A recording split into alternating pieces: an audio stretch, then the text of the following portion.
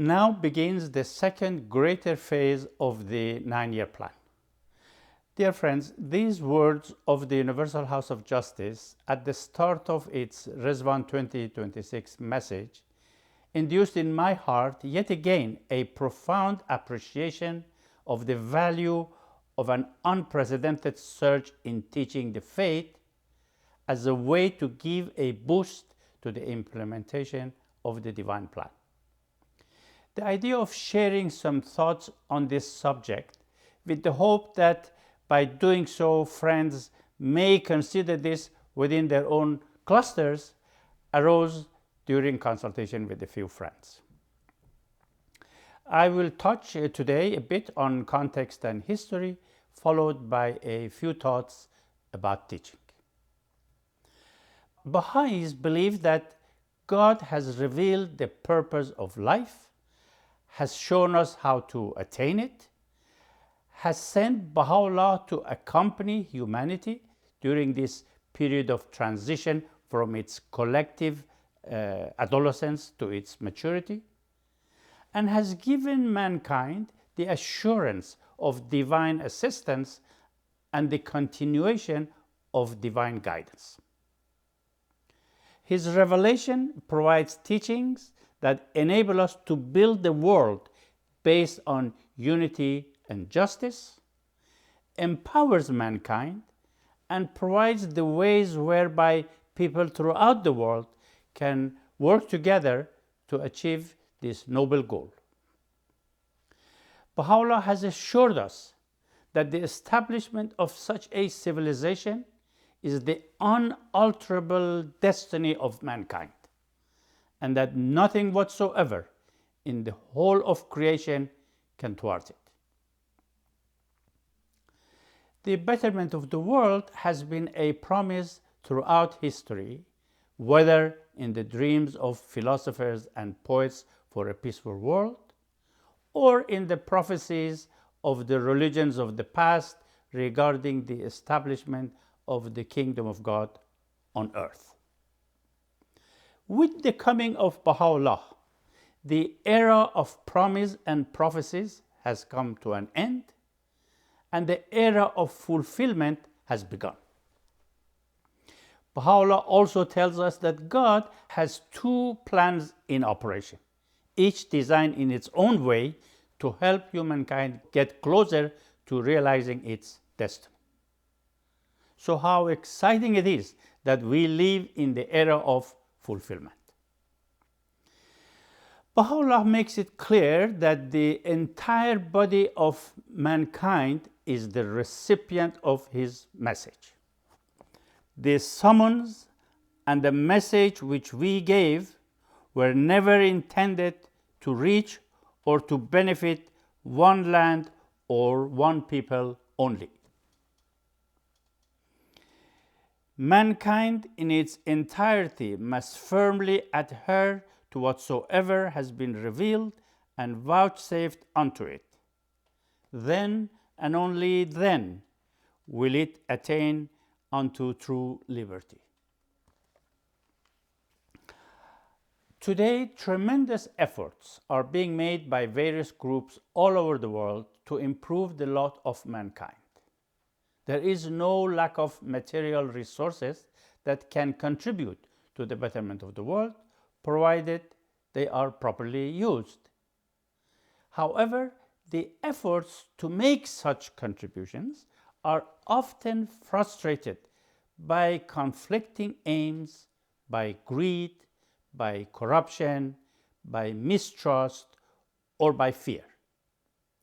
The problem, in the words of the Universal House of Justice, is the need to educate human beings in the ultimate and most important purpose of life, and in how to weld the differences of opinion and outlook into a unified, constructive effort. The most urgent need of human beings is therefore to recognize the divine remedy and to learn how to collaborate constructively. As people learn and follow the teachings of Baha'u'llah, the House of Justice assures us their efforts will produce durable results. Whereas in the absence of these teachings, a lifetime of effort only too often ends in disillusionment and the collapse of all that has been built. This is why teaching the cause, spreading the divine remedy, is of the utmost urgency. Teaching clearly is an indispensable element of the plans of God in the era of fulfillment. The spread of science and technological knowledge in schools and among the world's population, friends, is essential towards attracting those interested in improving conditions of the material world through the advancement of science.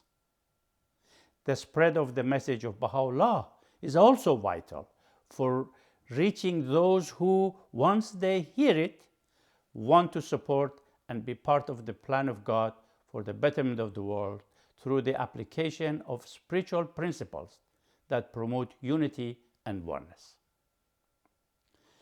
To spread the message of Baha'u'llah throughout the world is a responsibility given to every individual.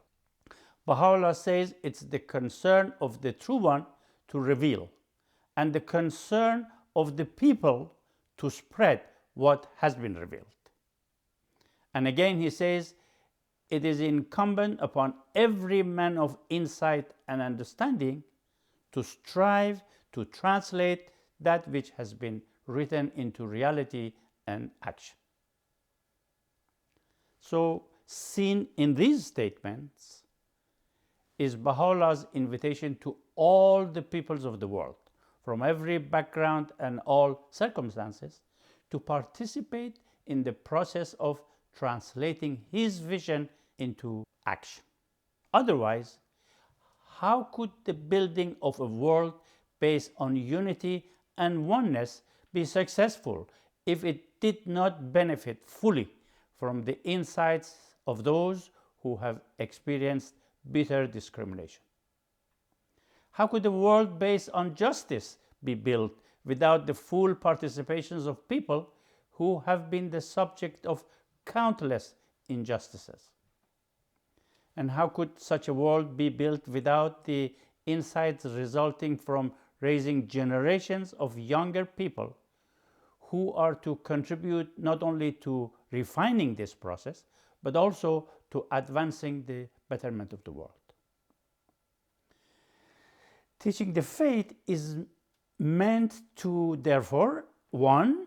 Increase the number of those who would recognize Baha'u'llah as the divine physician for this age, and thereby live a life that will allow their talents and resources to meet the needs of the cause of God. And 2. Assist millions of others attracted to the vision of Baha'u'llah and eager to fulfill their own aspirations and improve their lives by learning to translate his teachings into reality. The history of our faith is replete with stories of believers who have sacrificially responded to this command of Baha'u'llah. Individual teaching was the main approach to spreading the message during the heroic age. This effort began with the Letters of the Living. Then countless other individuals from the East and the West, men and women from all walks of life, arose to dedicate their life to the teaching work. The urgency associated with the establishment of the faith of Baha'u'llah and its administrative order worldwide, however, required a more systematic approach to the teaching work. To spread the faith to the rest of the world, Abdul Baha in 1915 to 1917 revealed the tablets of divine plan and assigned the fledgling group of Bahá'ís in the United States and Canada to be its chief executors. Abdul Baha's master plan was first publicly read at one of the sessions of the annual North American Baha'i Convention in 1919. Martha Root, one of the delegates at that convention, was particularly moved by Abdu'l-Bahá's call for teaching. When that session of the convention was over, Martha Root was nowhere to be found. She was upstairs packing her bag to leave, losing not an hour before acting on the instructions of Abdu'l-Bahá. Martha Root, this small, frail woman who was battling cancer, made travel arrangements to leave at once. Despite ill health, she circled the world 4 times in her teaching work, and Shoghi Effendi called her the foremost travel teacher in the first Baha'i century. And many other such souls traveled across the planet, taking the message of Baha'u'llah to nearly 35 countries across 5 continents. Under the guidance of the beloved guardian, the Baha'i community learned the importance of implementing global plans for the spread of the message of Baha'u'llah, which, among other things, emphasized both individual and collective teaching efforts. The last plan devised by the guardian was the 10-year crusade, and it drew a historic response, as we know, from the believers. Baha'is the world over, relying on the power of divine assistance, sacrificially made changes in their personal and family lives in order to meet the needs of the 10-year crusade. Whether through international or homefront pioneering and teaching the faith with great intensity at home and abroad, whether through generous financial contributions or the offering of other resources, the believers arose at an unprecedented scale to spread the message of Baha'u'llah across the world. At the conclusion of the crusade in 1963, the House of Justice was elected. A few years later, the Baha'i world experienced another surge in teaching work, this time under the guidance of the House of Justice, which then provided for the further spread of the message and the strengthening of the administrative order. This legacy of sacrificial service in teaching has continued in every stage of the divine plan. The result is that 100 years after the passing of Abdu'l-Bahá and 64 years after the passing of the beloved guardian, the message of Baha'u'llah had reached every corner of the planet, and Baha'i communities emerged around the world, encompassing the diversity of human race.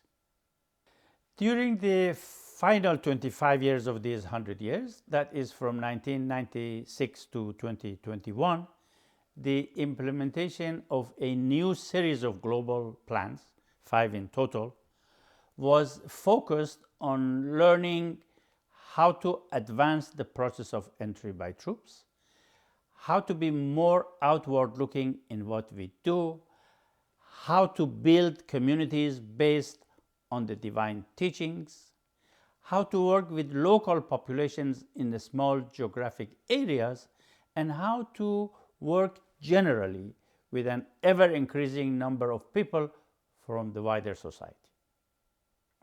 The crown of all these achievements was the establishment of a network of training institutes to help build capacities for building more effective teachers of the faith and rendering other services needed for the expansion and consolidation of the community. Highlighting all this progress, the House of Justice said the accomplishment could not have occurred without a tremendous advance in the teaching work. The current 9-year plan was launched in 2022 with clear objectives and projections.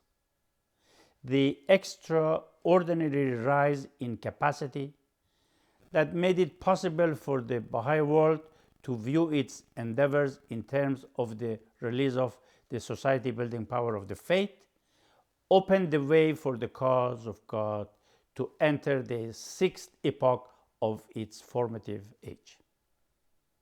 While the widespread phenomena of large numbers participating in Baha'i activities signaled the commencement of the third epoch of Abdu'l-Baha's divine plan. The followers of Baha'u'llah all over the world, and on a more significant scale than ever before, began to engage with people of insight and understanding, as it was Baha'u'llah's command, striving to translate that which has been revealed by Baha'u'llah into reality and action. With reference to the 9-year plan, the House of Justice noted in 2022 that such objectives and projections would hardly be feasible if a systematic approach to teaching work and to human resource development had not become increasingly manifest in the Baha'i world.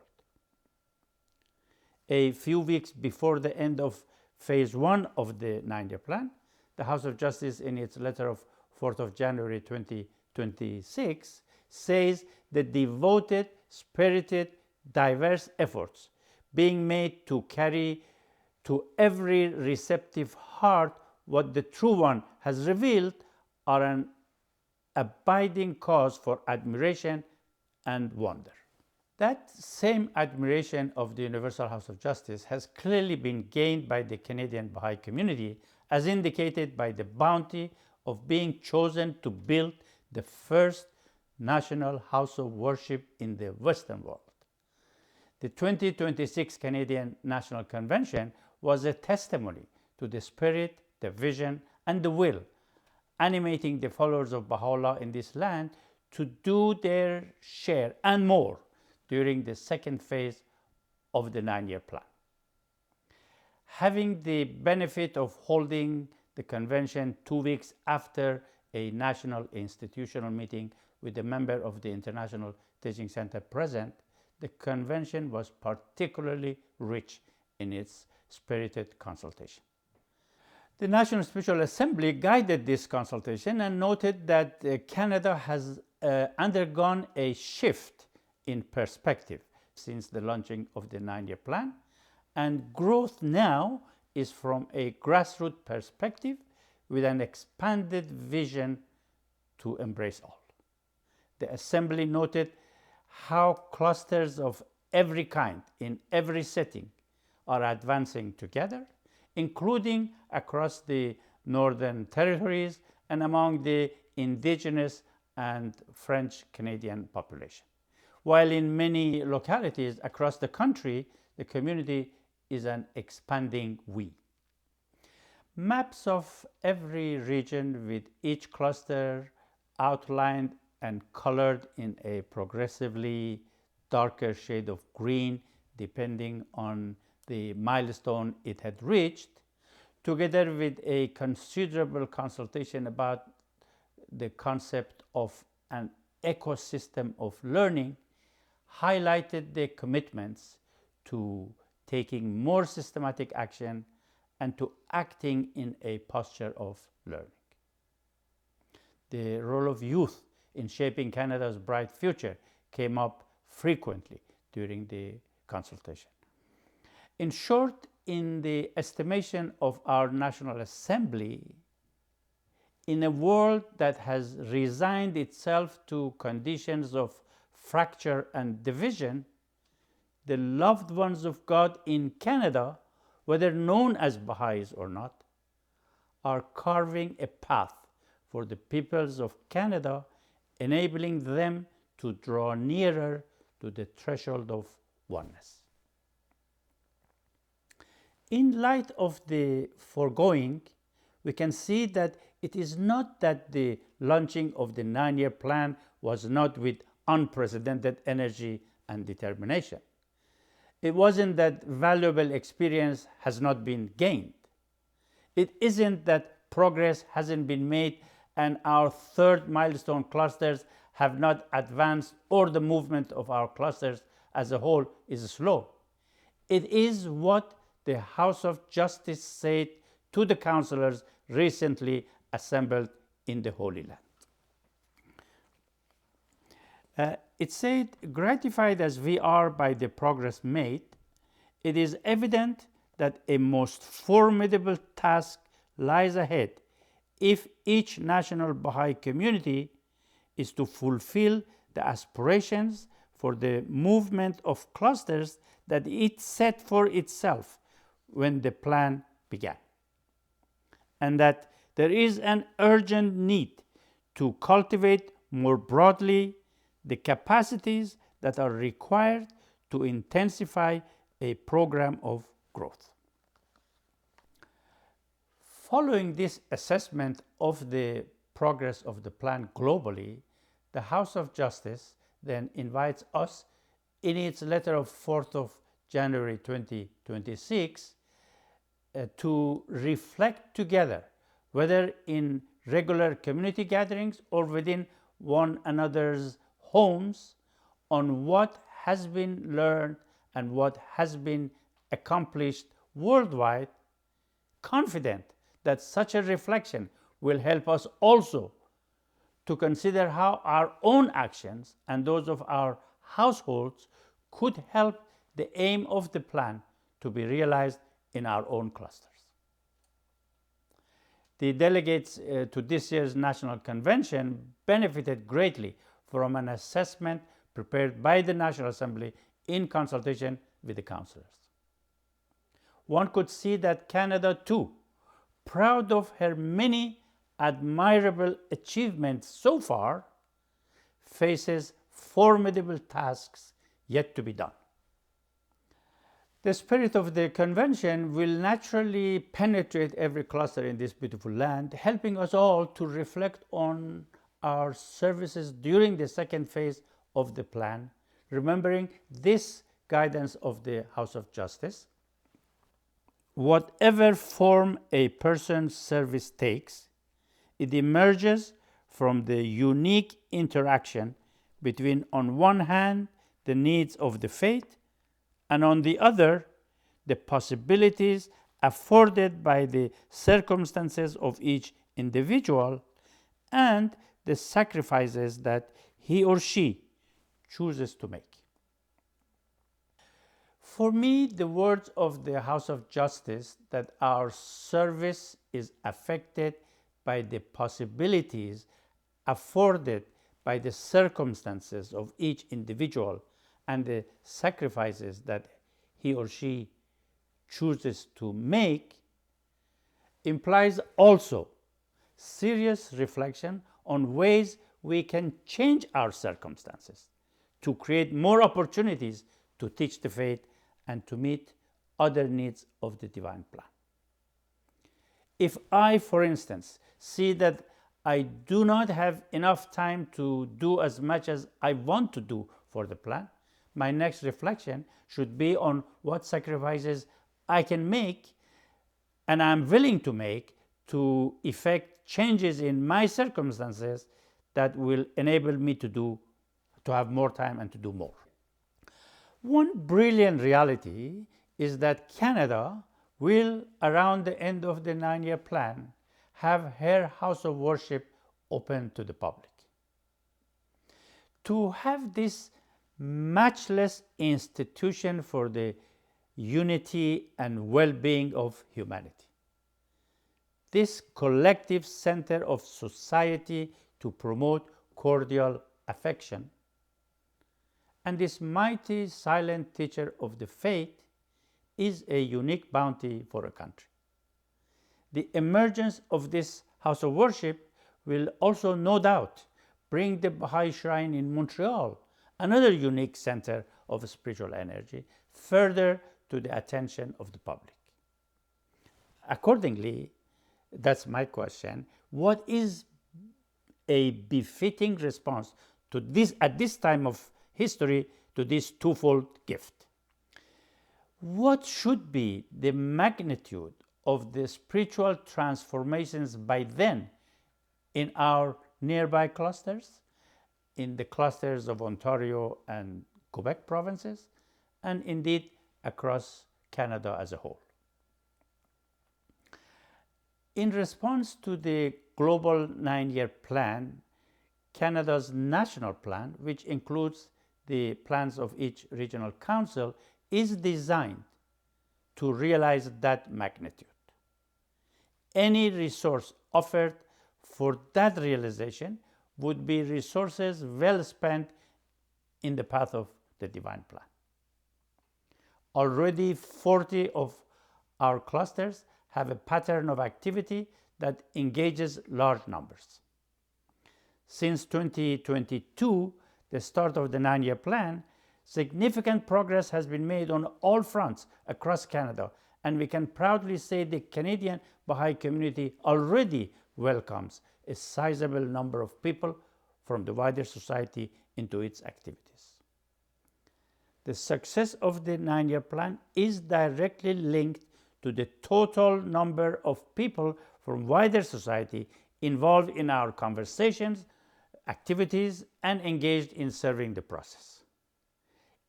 If currently this number on a national average is, say, about one person from wider society for each registered Baha'i in the country, how can it reach perhaps 4 or 5 by the end of the 9-year plan?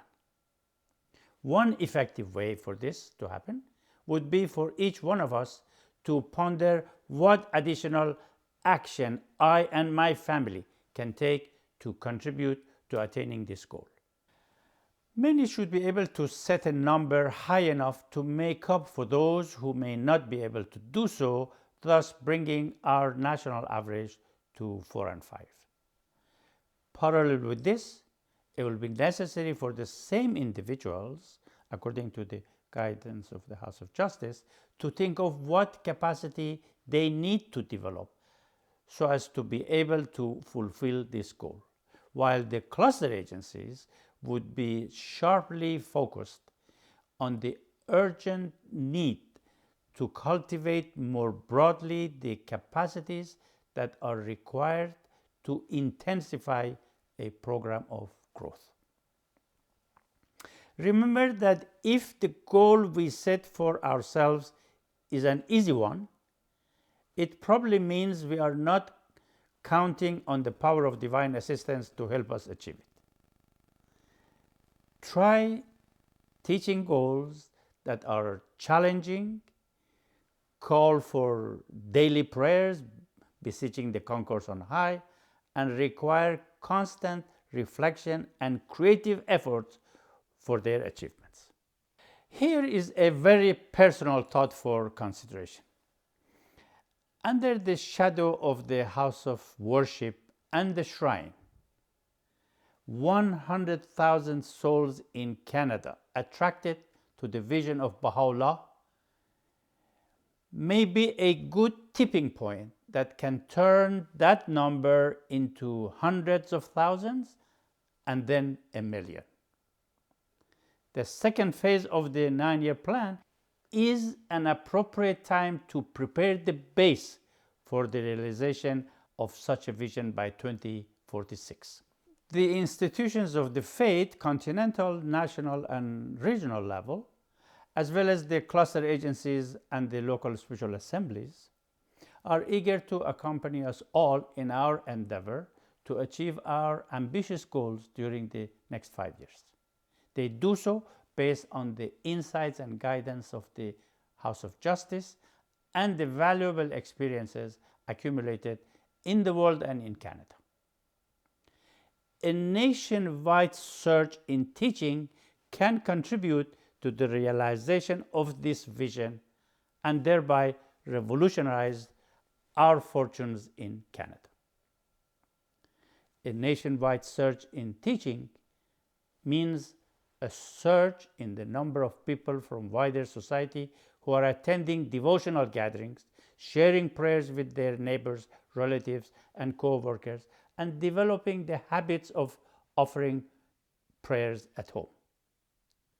A surge in the number of people accessing the Training Institute materials in various circumstances and attending more formal study circles arising to walk in the path of service towards the vision of Baha'u'llah. a surge in the number of youth gathering in special camps and other settings, building their capacity to, among other things, help children and junior youth benefit from special educational programs designed to prepare the younger generations to take forward the work already underway. A surge in the number of parents impressed by the transformation witnessed in their children and consequently searching for ways to play their role in the process. A surge in the number of those who celebrate our holidays and take part in conversations on spiritual themes. And a surge in the number of people who, through other approaches, such as firesides, reading books, articles, and materials online, hear the message of Baha'u'llah and decide to embrace it and bless their lives and the lives of their families through dedicated service to the cause of God. Under the guidance of the institutions of the faith, we are engaged in learning about all these in every cluster in Canada. Each one of us can contribute to all one or more aspect of this surge, and I do not intend to elaborate any more on this. For the remainder of this presentation, I'm going to share with you my personal understanding on some aspects of teaching. The command of Baha'u'llah that God has prescribed unto everyone the duty of teaching his cause is unambiguous. Everyone must teach the faith, and there are no exceptions or excuses.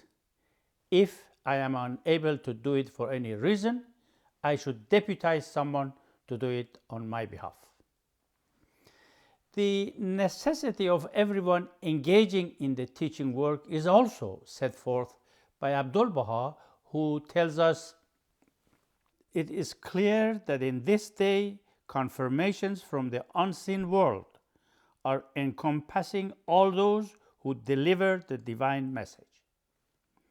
Should the work of teaching lapse, these confirmations would be entirely cut off, since it is impossible for the loved ones of God to receive assistance unless they teach." As for the process of teaching, one can teach in whatever way feels comfortable. But it is also vital to note that under the guidance of the head of the faith, fresh dimensions of teaching work comes to light at each stage of the divine plan. Early in the course of learning about the process of community building, the House of Justice clarified that at the core of the program, there must exist a range of teaching efforts involved, both activities undertaken by the individual and campaigns promoted by the institutions. Teaching the cause of God naturally embraces many diverse activities. Essential are efforts to establish genuine friendships beyond which conversations can lead into a direct teaching effort, which can then become a catalyst for an enduring process of spiritual transformation. In this respect, the House of Justice gives us this guidance. Whether the first contact with such newly found friends elicits an invitation for them to enroll in the Baha'i community or to participate in one of its activities is not an overwhelming concern.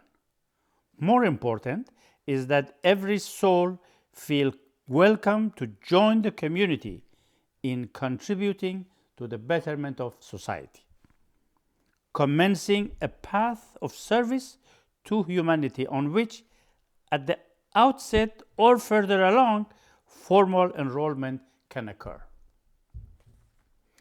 Towards the end of the first phase of the 9-year plan, in its letter of 31st of December 2025, the House of Justice points out that souls who have been given the blessing of faith have a natural wish to share this gift, the message of Baha'u'llah, through conversations with relatives, friends, classmates, co-workers, and those previously unmet, seeking in every place and at every moment a hearing ear. In this same letter, the House of Justice illustrates for us the dynamics of teaching when it calls upon us to reflect on how large numbers of people could find the faith, become familiar with it, identifying with its aim, join in its activities and deliberations, and in many cases embrace it, implying that we should feel free to let go those in whom we did not find a hearing ear. Further insights in the same letter tells us that the believers increasingly appreciate the privilege of being able to acquaint a soul with the mission of Baha'u'llah, emphasizing the need to lovingly help a soul who stands at the door of the faith to step in. Abdul Baha is quoted as saying, "I have a lamp in my hand, searching through the lands and seas to find souls who can become heralds of the cause," emphasizing that day and night I am engaged in this work.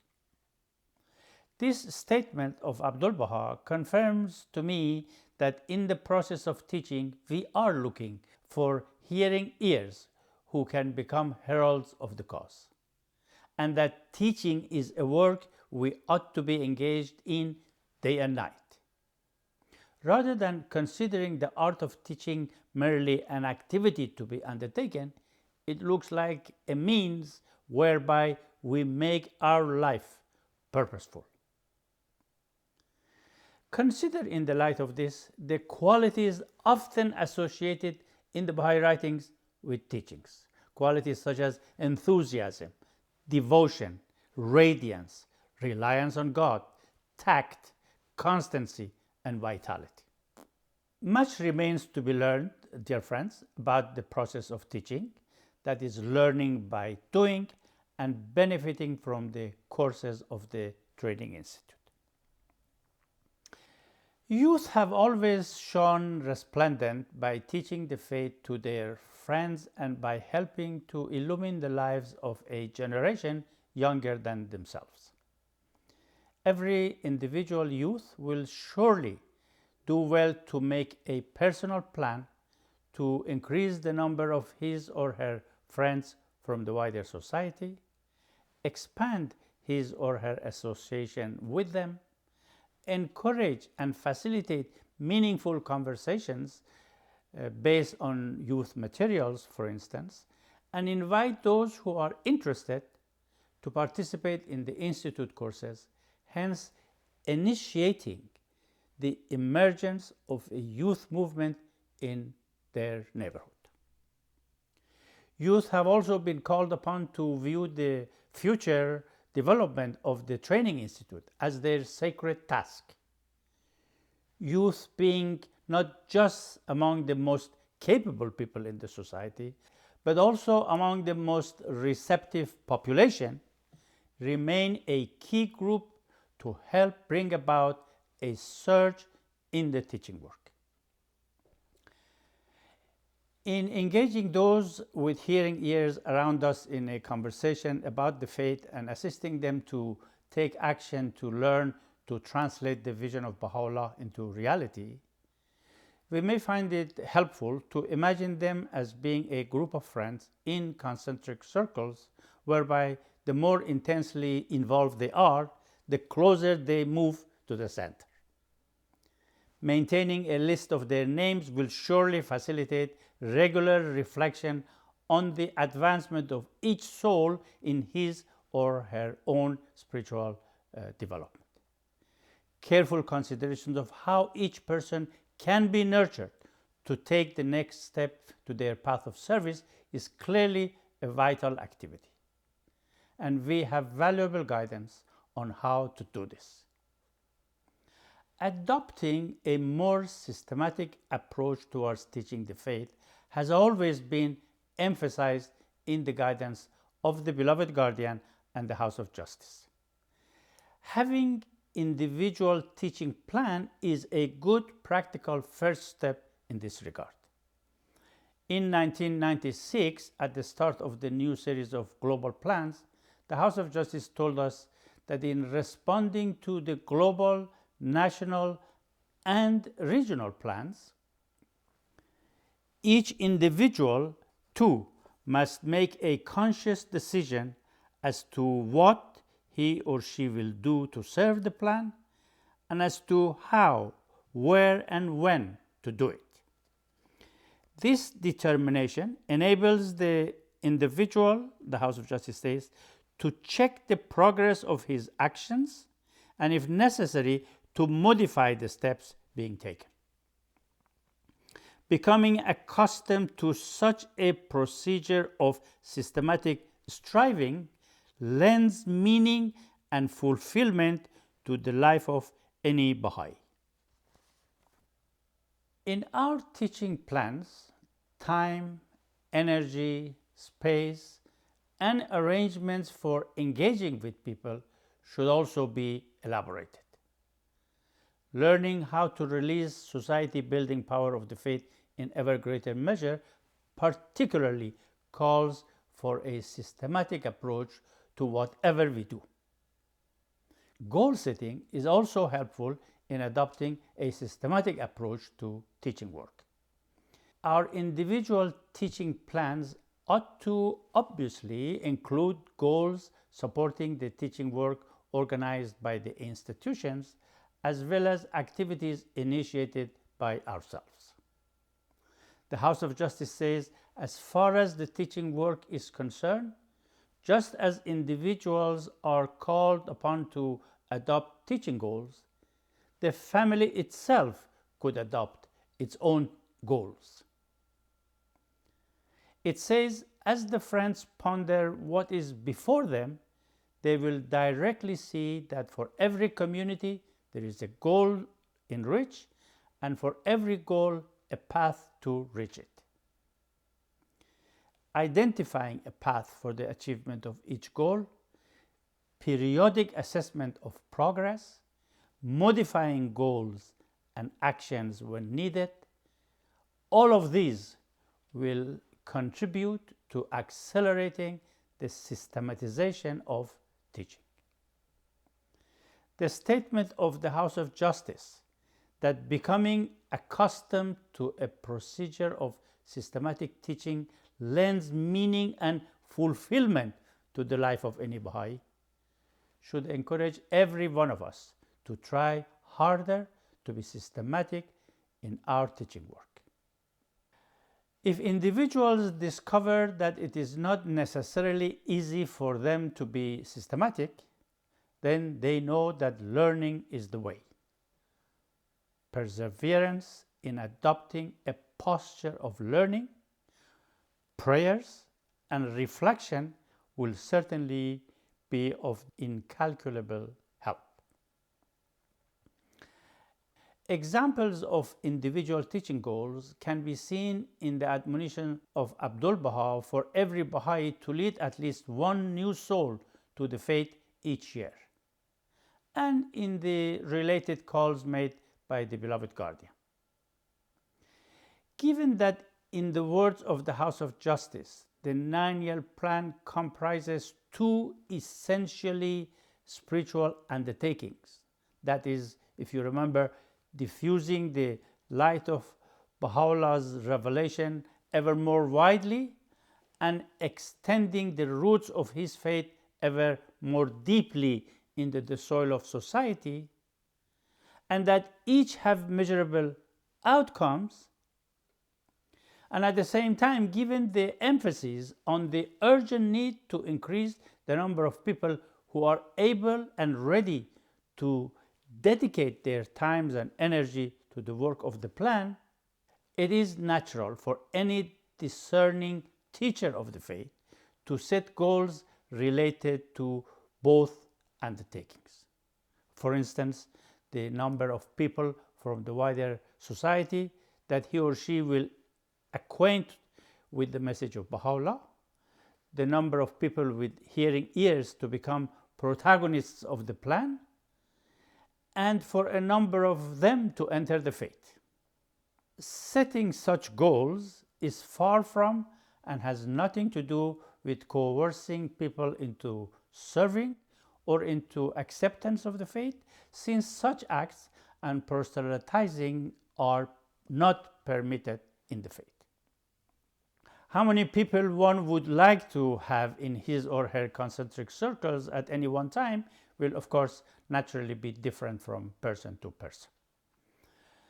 One other important approach that has the potential to assist us to become more systematic in our teaching effort is to be part of a small group of family or individual friends who gather regularly to pray, to study the guidance of the Universal House of Justice, and serve the needs of the divine plan. One dimension of growth in every cluster is indeed for the generality of the believers, wherever they live in the cluster, to be engaged in systematic teaching by families and individual believers working together creatively and intelligently, applying the plan's framework for action to the reality of their own circumstances wherever in the cluster they live, set about widening the circle of participation in their activities by engaging with the networks to which they belong. Networks created through a place of work or study, a local school, or a community hub of another kind, and by accompanying others who arise to serve alongside them. Networks can also include other natural groupings such as women or youth, farmers or educators, and animators or children's class teachers, often with a supportive network of friends. Groups of this kind, making use of their small settings, can learn together how to set about organizing their work, their own efforts to improve some aspects of the life of the community, and they promote broader participation in those efforts.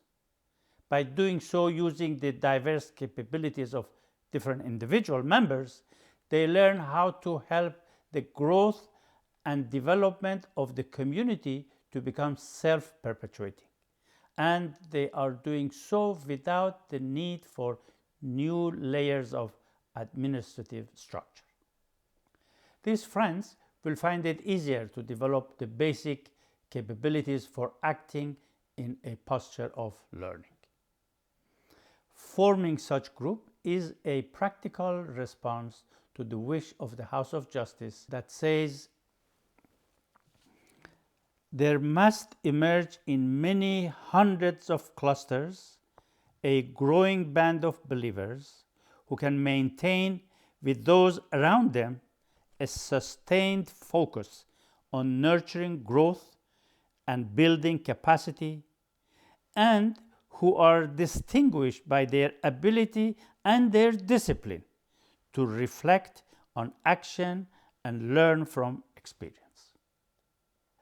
Forming such groups will also meet the needs of the inescapable conclusion presented by the House of Justice in its Resvan 2024 message that there must be a sustained, rapid rise in the number of those committing their time, their energy, their concentration to the process of this work, the work of the plan.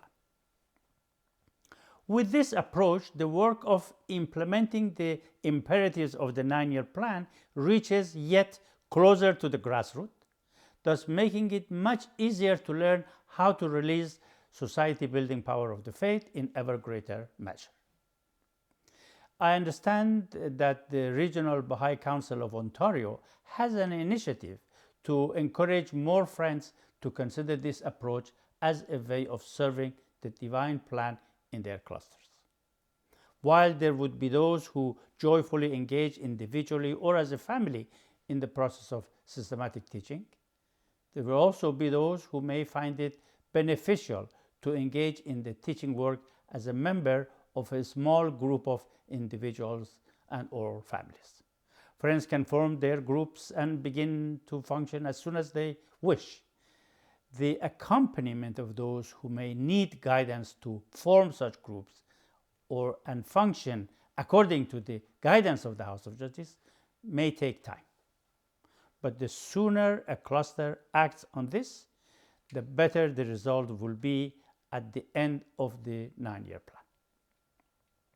The widespread negative impressions and deep mistrust of religion that exists due to corruption, oppression, cruelty, and injustices perpetrated in its name has caused many to have a distasteful and objectionable initial reaction to anything classified as religion.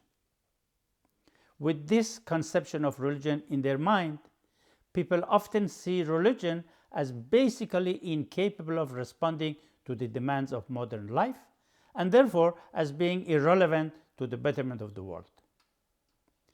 In describing the success of teaching work in previous plans, the House of Justice notes in its 2021 Resvan message that implied in all this was a conception of religion very different from those holding sway in the world at large. How vital, therefore, it is that we learn how to introduce the message of Baha'u'llah to others, not as another religion or even as a new religion, but rather as a new conception of religion. The importance of being mindful of language is not limited to this. In 2018, the House of Justice told one National Assembly that communities could inadvertently place a mental and administrative obstacle in the way of people's declaration of their acceptance of Baha'u'llah. It gave as an example when the term Friends of the Faith assumes a common usage as a kind of permanent category of people. A situation that can make the people who, in a sense, are advancing in their relationship with Baha'u'llah face unintended constraints on how their connection to the cause progresses. Use of appropriate language for teaching is one of the several factors for reflection when the House of Justice asks the believers, wherever they reside, to reflect periodically on effective ways of teaching the faith in their surroundings. I come finally to a very central piece of guidance about teaching, namely the role of the Training Institute in promoting teaching work and strengthening the community building process. Early in the process, the House of Justice said, at the core of the program must lie a sound and steady process of expansion matched by an equally strong process of human resource development. Over the past 30 years, friends, the validity of this approach has been proven beyond any doubt. In its letter dated 30th of December 2021, the House of Justice says an important dimension of this work, that's the teaching work, is the capacity to engage in conversations on spiritual themes, a capacity which is developed through participation in institute courses and by gaining practical experience. This clear and direct guidance points out to the vital role of the Training Institute courses in boosting the teaching work and in establishing a sustainable process of expansion and consolidation in a cluster. It makes it obvious that efforts to bring about a surge in teaching cannot be undertaken in isolation from systematic endeavors to strengthen the Training Institute at the cluster level. This guidance, however, does not exempt any individual from teaching the faith, even if that individual has not or is not participating in the training institute courses for whatever reasons. The House of Justice says, while it is highly desirable to include seekers in study circles wherever possible, the individual retains the inescapable duty to teach the faith on his own or her own initiative. We all must teach, and a high percentage of Bahá'ís and those with hearing ears should be encouraged and assisted to attend the institute courses. In a skeptical world, as we endeavor to enhance our capacities for presenting the message of Baha'u'llah, to outline the nature and function of the Training Institute, and to articulate the current process of community building, there will always be those who will not respond immediately to our invitation to participate in the core activities. Experience, however, has shown everywhere that after becoming familiar with the life of Baha'u'llah and his vision for humanity, and after meaningful conversations about the situations of the world, conversations that would move thoughtfully to the Baha'i approach to the betterment of the world, there are those whose worldview changes and who are happy to join our activities in the neighborhood. Souls receptive to the message of Baha'u'llah also exist everywhere. We need to learn the most effective way to spread the message until we find the receptive souls. We also need to learn how to discern receptivity to the faith. The House of Justice advises that, conscious of the forces of integration and disintegration operating in society today, we should see the relationship between the rise in receptivity of the faith in all parts of the world and the failings of the world systems. The House of Justice explains that such receptivity will increase as the agonies of humanity deepen. Receptivity, in the words of the House of Justice, can manifest itself in a willingness to participate in the process of community building set in motion by the core activities, and in a rise in the number of those involved in meaningful conversations.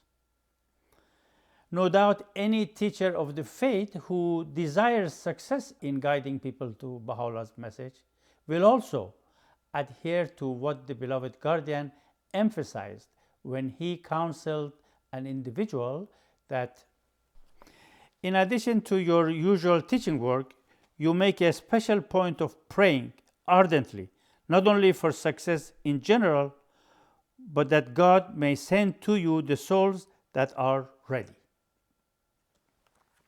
So, more exciting than receptive souls are ready souls, to whom the beloved guardian refers, saying, these are people who would, once they hear it, readily accept the message of Baha'u'llah.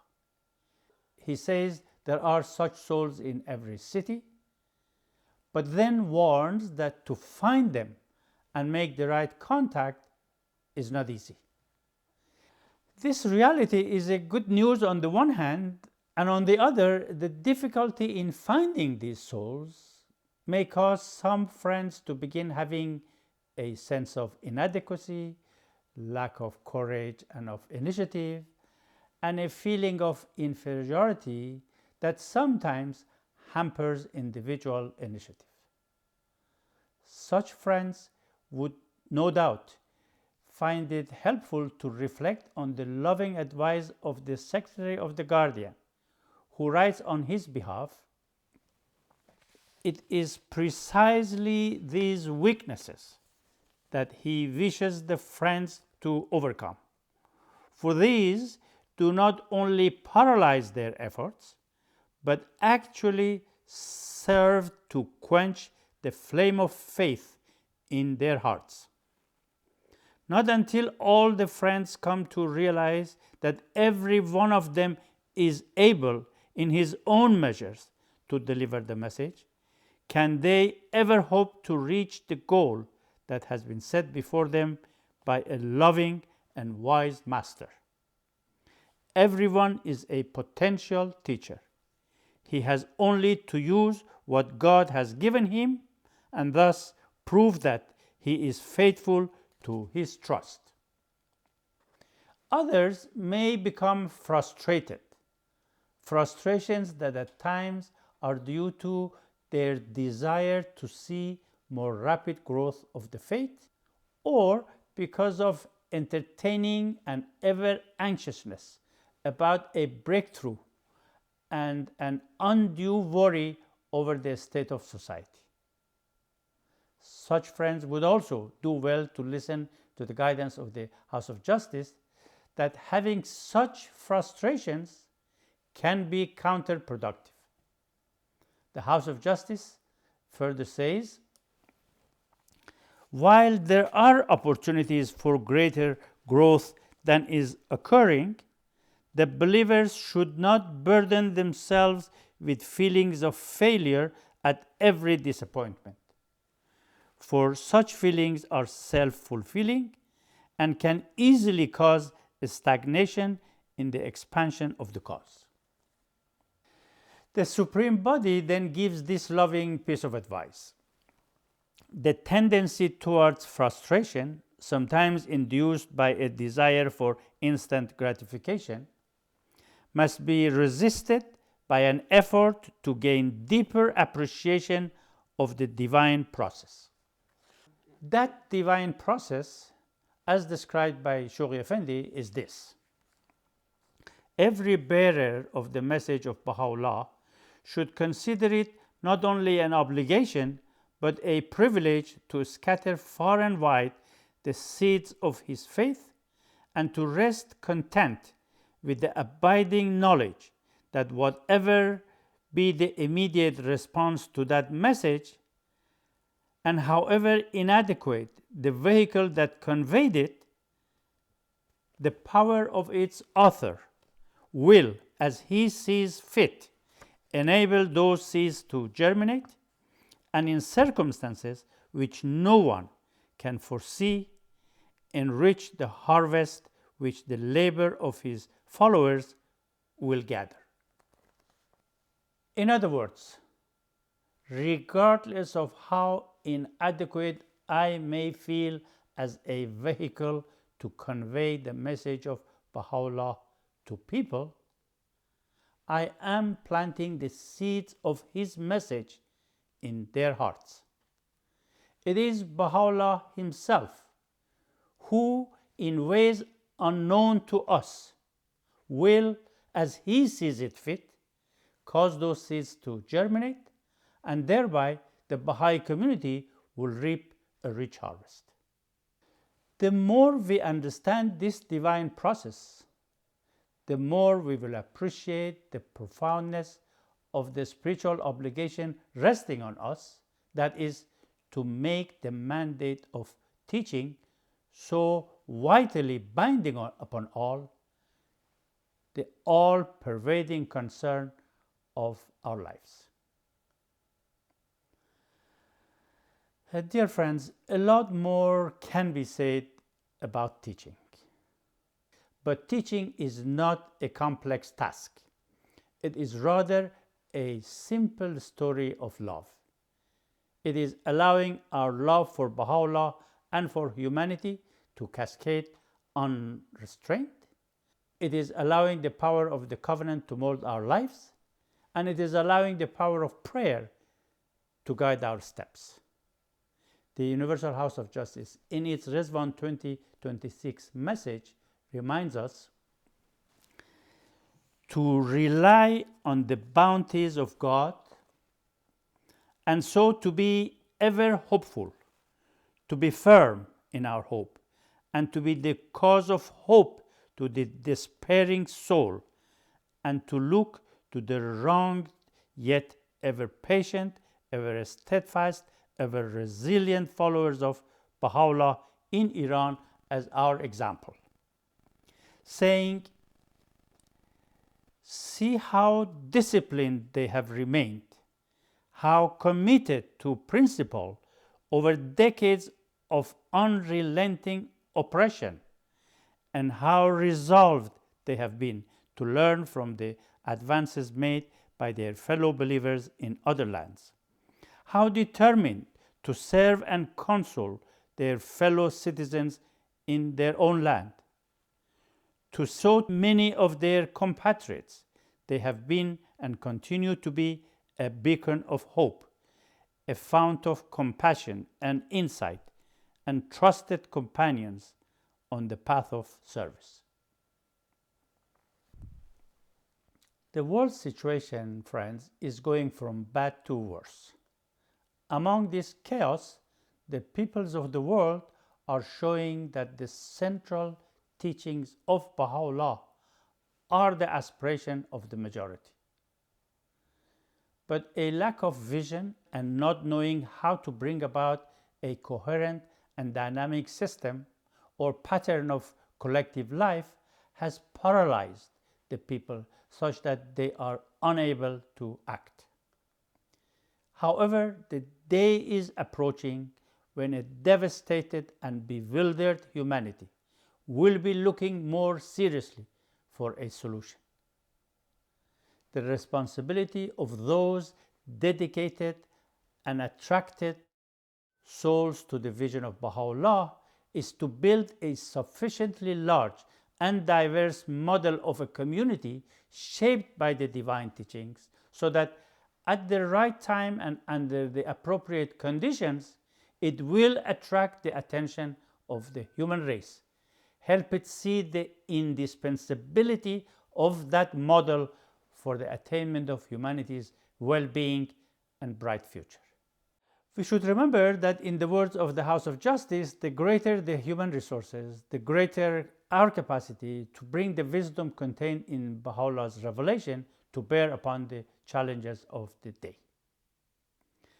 At every crucial stage of the development of the faith, of the divine plan, a surge in teaching has been instrumental in assisting the community to rise and meet the requirements of the plan.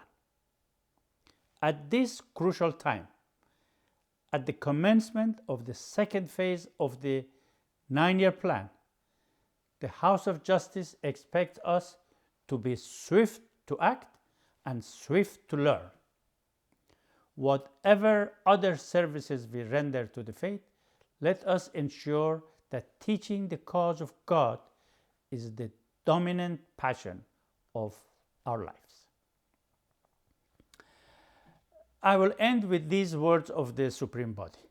Looking back over one's life, there can be no greater joy and comfort than to know that it was spent in acute awareness of the divine remedy, that no effort was spared to proffer that remedy to receptive souls, and that when opportunity was at hand, even in the midst of difficulties, every chance was seized to respond to humanity's intense need. Thank you, dear friends, for your patience.